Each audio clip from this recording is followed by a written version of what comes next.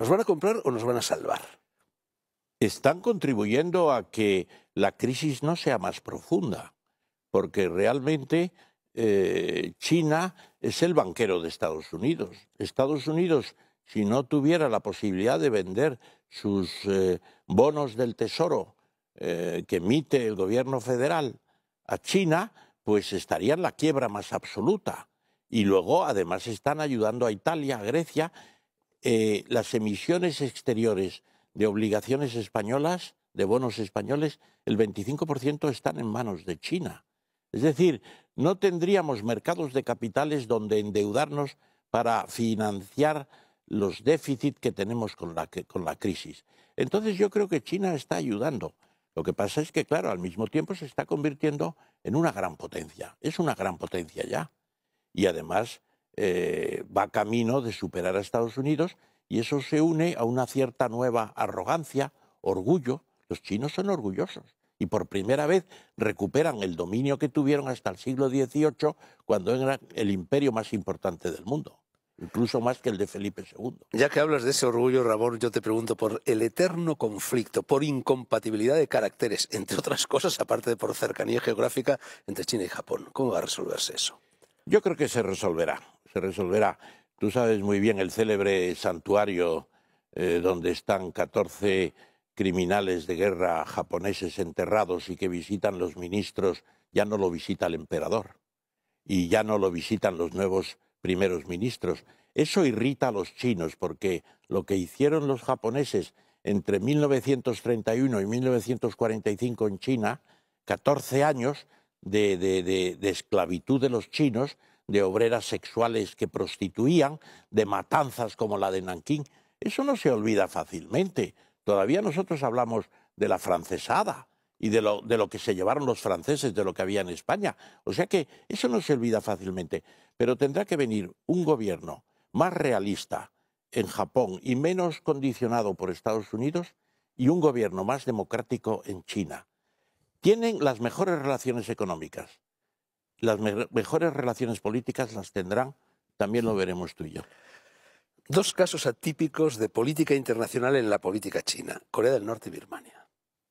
Bueno, Corea del Norte, ellos están en el grupo del, me parece que lo llaman el cuadrilátero, cuatripartito, están con Rusia, con Estados Unidos, con Corea del Sur, intentando que Corea del Norte amortigüe sus aspiraciones de bomba nuclear y entre en un proceso de normalización de un país que vive aislado de todos, con una tiranía de una dinastía de los Kim que es insoportable. Y luego Birmania, pues ellos ciertamente a la señora, a Sun Yang-ki, no la ayudaron mucho en la crisis de la revolución de los lamas, budistas, de la revolución azafrán. Sí. Pero lo cierto es que ellos dijeron, si rompemos ahora la estabilidad en Birmania, las minorías, las guerrillas se echan sobre el gobierno de Rangún y acaban con él. Bueno, ya está, Lady Sun Yang-king ya está libre, está empezando a negociar con la junta militar un pacto para ir a las elecciones democráticas. China es más prudente, tuvieron a Confucio, tuvieron a Lao Tse, tuvieron a Mencio, y las cosas se las piensan. E incluso a don Carlos Marx también le tuvieron. Tú has prestado siempre a lo largo de tu carrera muchísima atención a los problemas del ecosistema, de la ecología, etcétera, y hay también mucha inquietud en el mundo por el deterioro del ecosistema que pueda generar el modelo de crecimiento chino. Sí, pero no soy yo quien lo dice, es Al Gore. Dice, los automóviles chinos son más, digamos, sostenibles que los norteamericanos. Y China está avanzando en la utilización del hidrógeno, está avanzando en las energías alternativas, acaba de adelantar a todo el mundo en la fabricación de aerogeneradores. Avesa tiene una ciudad en construcción cerca de Shanghái que se llama Dongtan, que va a ser una ciudad ecológica de 500.000 habitantes con emisiones cero, vertido cero, autogeneración de energía, etcétera, etcétera. China está haciendo un esfuerzo ahora por los temas ambientales extraordinario. Otra cosa es que acepte por el momento someterse a un acuerdo tipo protocolo de Kioto para resolver el tema de las cuotas de carbono, de emisión de gases de invernadero, eso tardará, pero también llegará. Supón que los islamistas se hacen con el poder en Pakistán. Están a punto. Y largan un par de peladillas atómicas por el conflicto de Cachemira en Delhi y en Bombay. ¿Qué harían en ese caso los chinos? Los chinos harían todo lo posible por invadir la India, harían todo lo posible para que Pakistán no lance las bombas. Estoy seguro. Es decir, la penetración de China en Pakistán es muy fuerte. Les ayudan en todos los aspectos. Cuando las inundaciones fueron el país que más se portó. Están construyendo un puerto de aguas profundas para el tráfico de petróleo de Oriente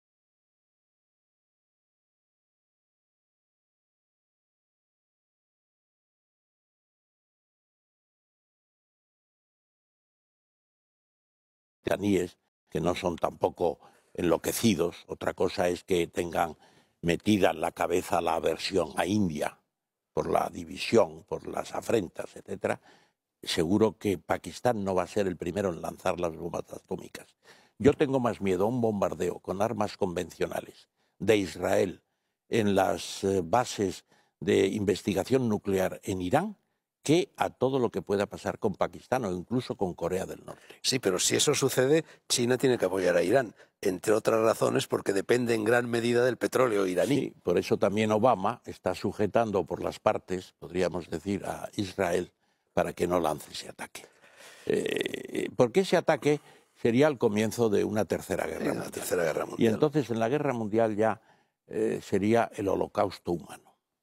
¿Y qué me dices del alud demográfico chino? ¿O qué dice tu libro respecto a esa oleada que se nos viene encima? No, pero los chinos, tú sabes muy bien que los chinos, con la política del hijo único, están con una pirámide de población muy similar a la de España.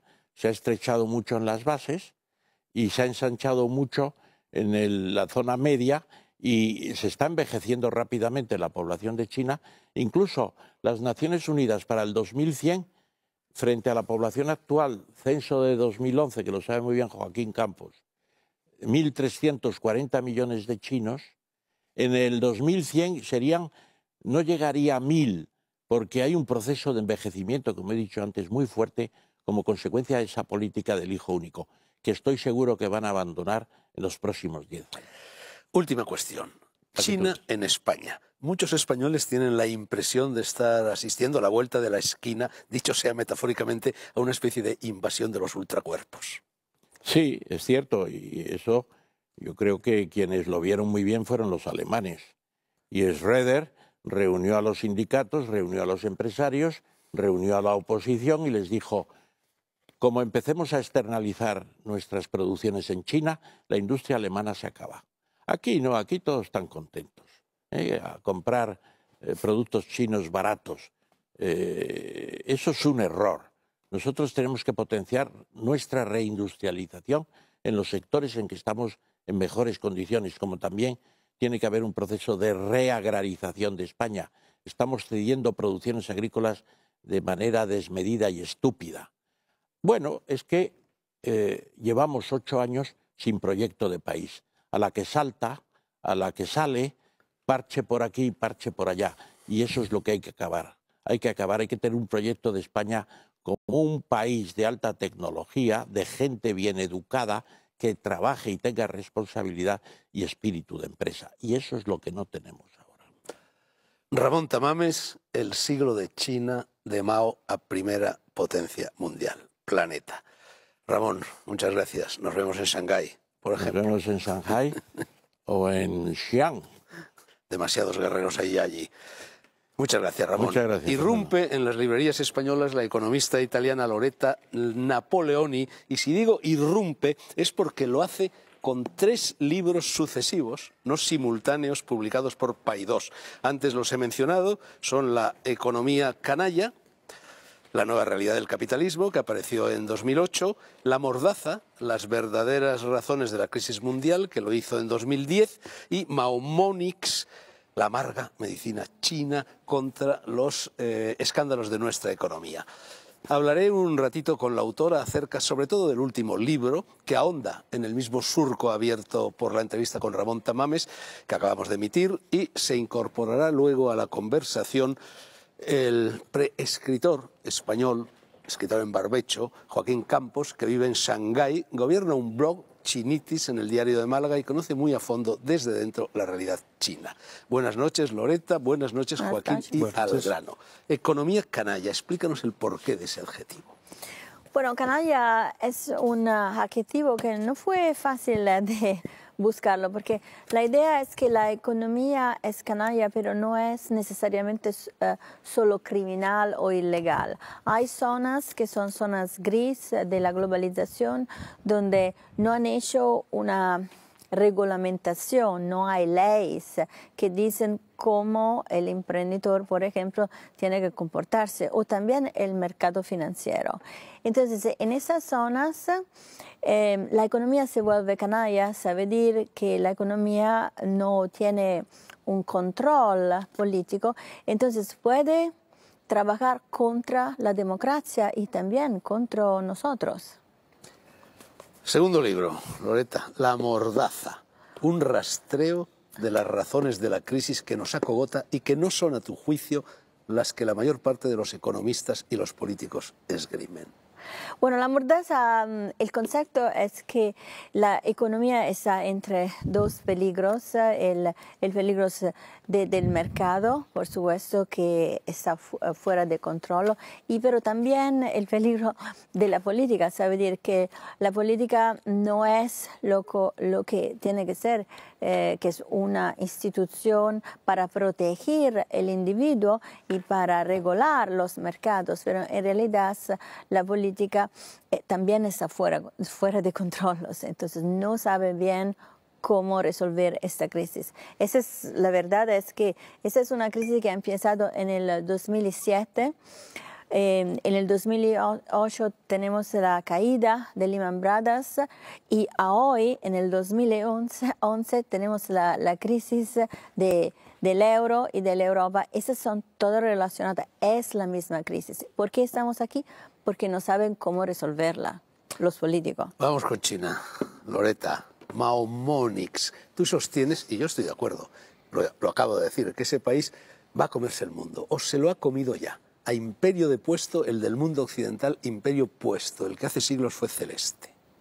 Yo estoy de acuerdo. Yo creo que la superpotencia de este siglo va a ser la China, pero no va a ser una superpotencia como de los Estados Unidos y también de Inglaterra, porque vivimos en un mundo que es un mundo muy multipolar. Sabe decir, vamos a ver China como superpotencia de una área geográfica que es una área geográfica del sureste asiático y también de los mercados emergentes. Pero eso no es a decir que nosotros, el occidente, va a desaparecer y que vamos a ser los esclavos de los chinos. La identidad del occidente se separa en el mundo y tenemos la posibilidad de trabajar todos juntos. Eso es, sí, hacemos lo que tenemos que hacer. Pero Occidente se está dando cuenta de lo que sucede con China. Yo creo que en los últimos años muchas cosas han cambiado. También la retórica de los políticos ha cambiado mucho. La semana pasada los italianos preguntaron a los chinos si por favor puede comprar la deuda de Italia. Sabe decir, hay una apertura a los chinos y una crítica menores de lo que hacen los chinos, porque en realidad los chinos son comunistas y son marxistas, entonces no son democráticos como nosotros. Pero al final yo creo que esta crisis puede ser un puente también cultural entre nosotros y ellos, un puente que nosotros necesitamos y que ellos también necesitan, porque solo con el escambio entre dos culturas vamos a mejorar nosotros y también ellos. Tú utilizas un neologismo, capicomunismo, y dices que ese va a ser el modelo imperante en el siglo XXI. Sí. En definitiva, más o menos es lo mismo que yo he venido a decir, autoritarismo político y libertad económica. Sí, ese es el concepto, ese es un concepto que muy pragmático. Los chinos son los vencedores de